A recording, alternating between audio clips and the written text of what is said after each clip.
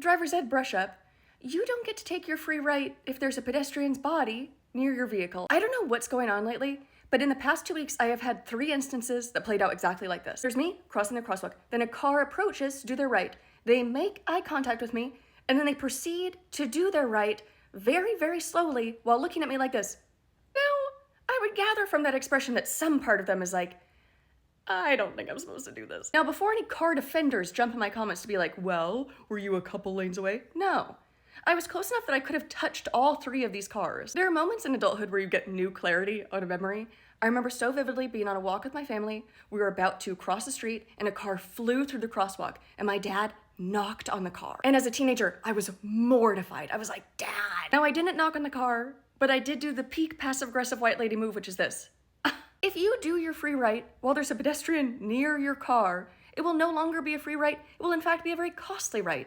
Because if you hit me, I'm not getting up. I will be on the ground, already on the phone with a personal injury attorney. I'd like to interrupt my bit with a genuine PSA.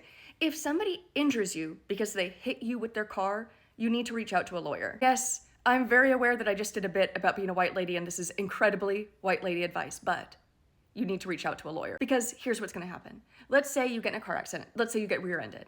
And you're gonna think, man, in that video, she said that I should call a lawyer, but I feel fine, I'm not in any pain, I'm just kind of shaken up, I just wanna go home. And then you're gonna wake up like this. Ow, ow, ow, ow. So here's what you're gonna do. Even though you're shaken up, even though you wanna go home, you're gonna go to an urgent care or ER, depending on how badly you're hurt, and then while you're in the waiting room, you're gonna call a lawyer. People get nervous about getting a lawyer involved. I think part of it is just, we have this idea that personal injury attorneys are really gross because, well, there are a number of really gross ones out there. So skim through reviews. I wanna say though, if what's keeping you from making that call is you don't wanna be seen as somebody who's looking for a payout, here's the thing.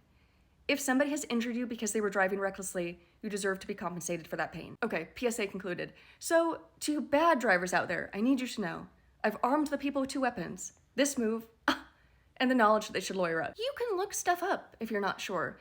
If you just took a free right where you're like, was I allowed to do that?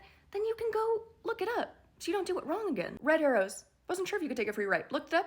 Here in Washington, we can. A white woman advice series, but every instance I'm like, I'd call a lawyer about that. I'd get a free consultation about that.